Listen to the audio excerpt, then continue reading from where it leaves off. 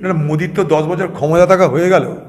মোদি 10 বছর ক্ষমতায় ভারতবর্ষের মানুষকে যা যা বলেছিল সেই কথা কি রাখতে পেরেছে? বলেছিল বিদেশের ব্যাংকে কালো টাকা জমানো আছে কংগ্রেসের আমলে, সেই টাকা ফেরত আনবে 3 মাসের মধ্যে, এনে 15 লাখ টাকা করে ভারতবর্ষের প্রত্যেকটা মানুষকে বেটে দেবে। দিয়েছে কি? ভারতবর্ষের মানুষকে বলেছিল 2 কোটি করে বেকার যুবক প্রতি বছর চাকরি হবে। 10 বছর মোদি ক্ষমতায়, তাহলে 20 কোটি চাকরি হতো। মোদি সরকার নিজে বলছে কয়েক লক্ষ লোকের চাকরির ব্যবস্থা হয়েছে। মোদি সরকার বলেছিল কৃষকদের আয় ডবল করে দেওয়া হবে, হয়েছে কি? মোদি সরকার বলেছিল নোটবন্দি করার বিনিময়ে ভারতবর্ষে সব সমস্যার সমাধান হয়ে যাবে, হয়েছে কি? ভারতবর্ষ আজ পৃথিবীতে একটা দরিদ্রতম দেশের নাম। এই ভারতবর্ষের মাত্র 1% মানুষের হাতে 40% সম্পদ। মোদি ভারতবর্ষের মানুষের জীবনে পরিবর্তন করতে পেরেছে কি? ডিজেল পেট্রোলের রান্নার গ্যাসের দাম কমাতে পেরেছে কি? সারা ভারতবর্ষ জুড়ে অভাব অনটন বাড়ছে, এর জন্য দায়ী কে? মোদি এখন নির্বাচনের আগে যেমন তাই বলবে, নির্বাচনের আগে মিথ্যাচারী করে মানুষকে বিভ্রান্ত করে মানুষের প্রকৃত সমস্যা থেকে তার দৃষ্টি সরিয়ে দিয়ে মানুষকে আবার বোকা বাড়ানোর চেষ্টা করবে। যেমন করে প্রত্যেকটা ভোট আসে আর বোকা বাড়ানোর চেষ্টা হয়। একটা ভোট আসবে, মোদি বোকা বাড়ানোর জন্য মানুষকে তার সমস্ত পুঁথি পাটি নিয়ে নেমে যাবে। নরেন্দ্র মোদীর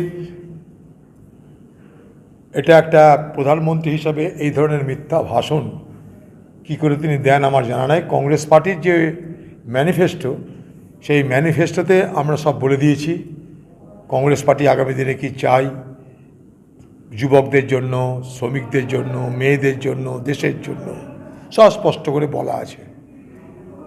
কোনো ব্যক্তি তার নিজেরই মতামত প্রকাশ করেছে কোথাও যে আমেরিকায় এরকম একটা আইন আছে, ইনহেরিটেন্স ট্যাক্স বলে, এটা আমেরিকার একটা আইনের কথা সে কোনো আলোচনায় তুলেছিল যে আমেরিকা একটা আইন আছে, সেই আইনে একটা ব্যক্তি যদি মারা যায় তাহলে তার যে সম্পদ, সেই সম্পদের 50% দেশ নেয় আর 50% তার পরিবার নেয়। এটা সে বলেছে তার একটা আলোচনায়।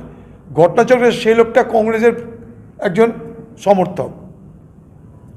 তো কোনো ব্যক্তি যদি নিজের মতামত কোথাও দেয় তাহলে তার জন্য কি কংগ্রেস বলা হলো? ভারতবর্ষের মানুষকে মিথ্যা কথা, মানে ডাহা মিথ্যা কথা, বিভ্রান্তকর কথা নরেন্দ্র মোদী বলার জুড়ি নেই। সেই আরেক ধরনের মিথ্যাচার করছে। নির্বাচনে মিথ্যাচার করতে এসছে নরেন্দ্র মোদী, এটা আমি খুব দায়িত্ব নিয়ে বলতে পারি। এটাকে বলে মিথ্যাচারী করা। স্যার গিরগিটির রং পাল্টায় এরা। ওই আগে তৃণমূল করছিল, দিয়ে একটা ইডি কি একটা চিঠি পাঠালো, তারপরে বিজেপি হয়ে গেল। আবার সে আবার পার্লামেন্ট থেকেই রেজিগনেশন দিয়ে দিল। আবার এখন বিজেপির খেপ খাটতে এসছে। এগুলোকে তো পয়সা দিয়েই চলে আসে। যারা বড় বড় স্টার তাদেরকে পয়সা দিলে চলে আসে। এটা তো স্টার, পয়সা দিয়েছে চলে আসছে খেপ কাটতে। পারে, করবেই তো। বাংলায় হবেই অশান্তি, তার জন্য প্রস্তুতি নিয়েছে বাংলা।